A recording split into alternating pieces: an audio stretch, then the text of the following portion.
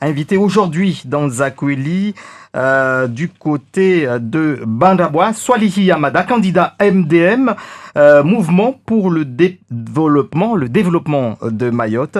Alors, quels sont vos atouts pour ces élections municipales à Bandabois? Monsieur, oui. Mes atouts, je dirais, d'abord, permettez-moi d'abord d'adresser mes vœux de bonheur, de santé à toute la population de Mayotte et en particulier à la population de la commune de Baraba. Nos atouts, moi personnellement, je dis que mes atouts, déjà j'ai plus de 30 ans de vie politique, donc c'est un atout. Donc, que ce soit au niveau territorial ou au niveau communal. Donc, je prends ça pour un atout. Je connais parfaitement la commune de Baraba et les atouts qu'on pourra rajouter par la suite, c'est par exemple, on dirait que la commune de Baraba est une commune agricole. On a quelques endroits pour pouvoir faire du bon tourisme là-bas et des endroits pour pouvoir faire, par exemple, des randonnées pédestres. Donc, la commune de Baraba, c'est vraiment une commune qui est en plateau. On pourrait faire vraiment beaucoup de choses dans cette commune-là. C'est pas une commune constituée de beaucoup de pentes. Qu'est-ce que ça veut dire aujourd'hui une candidature MDM et surtout pour une commune comme Bandabois? Une candidature MDM pour une commune comme Bandabois, c'est une candidature pour continuer à faire ce que les autres n'ont pas pu faire.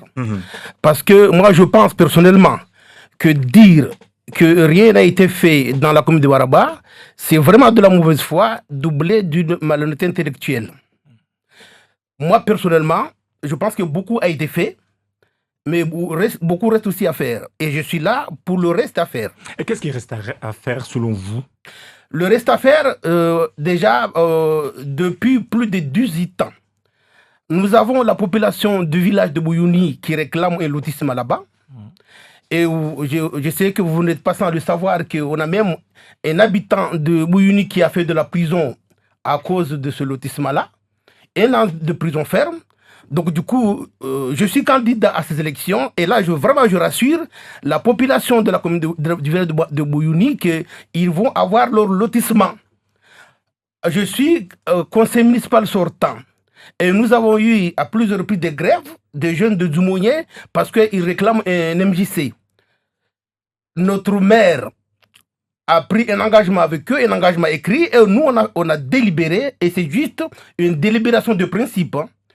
Et depuis, même 50 000 € pour faire les études n'ont pas été engagés. Et là aujourd'hui, je prends l'engagement aussi devant la jeunesse de Djoumounié que le MJC va être réalisé pendant cette mandature. Vous donnez l'impression de faire le constat suivant, c'est que le développement n'est pas équilibré entre les villages de la commune. Oui, tout à fait, tout à fait. Il y en a d'autres qui sont vraiment mal lotis. Par exemple? Par exemple, Bouyouni. Djoumounié, je dirais moyennement, mais il y a des instruments qui devaient être là et qui sont absents. Et je donnerai l'exemple, par exemple, du gymnase de Djoumounié. Ce gymnase-là, c'est le département qui devait le construire. Les études sont finies. Les élus sont là, ils sont en train de se jeter la balle parce que c'est pas à moi ce projet-là. Je dis ici clairement et solennellement qu'il est vrai que ce projet n'est pas à moi, mais en collaboration avec le département, on va le réaliser. Que ce soit à Aboudou ou à Saïd, le gymnase de Djoumounié va être réalisé pendant mon mandature. Mais vous êtes dans cette mandature-là qui va prendre fin dans quelques semaines. Pourquoi le projet n'a pas été mené à terme alors?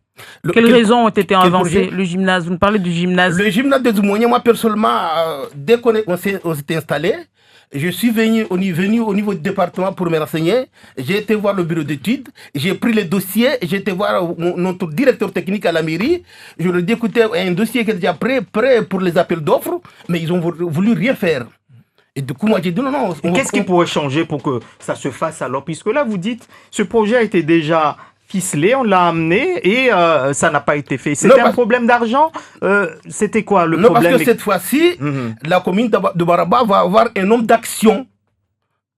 Ce qui n'était pas le cas du maire actuel. Là, je vais agir autrement.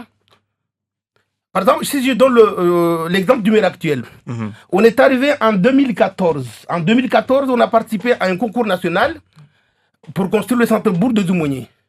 Nous avons obtenu 9 millions d'euros en subvention depuis 2014, 6 mois après notre arrivée. Et là, aujourd'hui, le mandat, il est fini. Rien.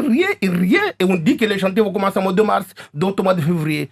Je vous le jure par la foi de ma mère. Si c'était moi le maire de Banaba, tous ces chantiers-là allaient être inaugurés parce que nous avons la jetée de Mbelajou, nous avons un marché couvert, nous avons une maison de service public.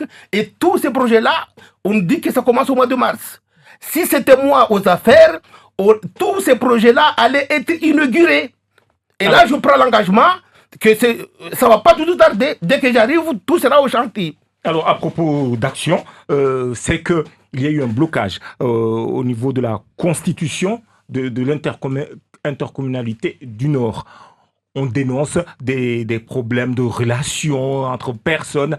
Quelle est la solution, selon vous? La solution, c'est que déjà, nous, les hommes politiques, on ne met pas en avant nos... Rapprochez-vous du micro. Nous, les hommes politiques, on ne met pas en avant nos ambitions politiques. On est là pour construire le secteur nord. Et moi, je dis que, par exemple, la commune de Banaba. Et là, la plupart des élus qui viennent de sortir, ils ont mis en avant... leurs égaux. Voilà. Et avec nous, ce ne sera pas comme ça. Par exemple, moi, quand le maire nous a déposé le dossier de l'annulation, c'est-à-dire, comment on appelle l'annulation de l'Interco Nord, moi, j'ai voté contre. Parce que je voulais que Kungu soit là. Sans Kungu, on va avoir vraiment un Interco minime. Donc, du coup, l'Interco moi, personnellement, je prends l'engagement ici que nous allons peser tout de notre poids pour que cet Interco du Nord soit installé et dans les meilleurs délais. Comment est-ce que vous allez faire pour que le CIDEVAM soit efficace dans votre commune pour les ramassages d'ordures? Puisque ça, par contre, ça a été dit par des candidats, des journalistes sur place l'ont constaté, et puis également la population dénonçait cela. Et ce qu'on entendait, c'était ça, c'est que le CIDEVAM ne fait pas le ramassage. Mais vous, si vous êtes maire, vous devez exiger que le CIDEVAM fasse son travail. Comment vous allez faire ça? Moi, je pense que préalablement, je dois d'abord m'atteler à faire un état des lieux, savoir ce qui se passe exactement.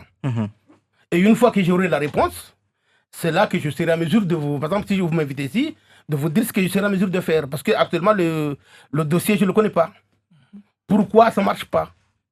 Et comment allez-vous faire pour lutter contre le chômage des jeunes dans la commune de Bandaba en y incluant tous les villages? Handjema, par exemple, parce que jusqu'à présent, on n'a pas entendu les candidats parler du tout de Handjema. On nous parle de Bouyouni, de Dzumonié, mais pas de Handjema. Pour lutter contre le chômage des jeunes, moi, je pense que déjà, je vais rentrer en concertation avec le département, le service, c'est-à-dire l'établissement foncier de Mayotte, pour pouvoir faire l'état des lieux par rapport aux terrains qui sont disponibles dans la commune, afin de pouvoir mettre en place ce qu'on appelle une zone d'activité. Cette zone d'activité, des entreprises peuvent s'installer et pour pouvoir créer des emplois, pour permettre à la jeunesse de la commune de pouvoir avoir du travail. Et concernant le village de Handjema, je prends aussi encore une fois de plus l'engagement parce qu'ils avaient fermé la mairie de Banaba à plusieurs reprises parce qu'ils réclamaient un MJC. Et nous apprenons que paraît-il que cet MJC a été construit, il reste juste l'inauguration, alors qu'en Handjema, il n'y a pas de MJC construit. Donc, la jeunesse d'Handjema, attendez bien ce que je vous dis. Votre MJC va être construit dans cette mandature. Il y a 6 candidats en tout pour Bandabois. Pourquoi un électeur devrait voter pour vous plutôt que pour les 5 autres d'abord? Ça, c'est ma première petite question. Et surtout, deuxième question, il risque d'avoir un second tour avec le nombre de candidats qu'il y a là. Quel style d'alliance est-ce que vous êtes prêt à faire? Premièrement, je répondais à ce que les candidats, les électeurs doivent voter beaucoup plus pour moi par rapport aux autres. Parce que moi, je suis un homme d'expérience. J'ai eu, par exemple, à conduire l'office municipal de la jeunesse et des sports de la commune de Banaba.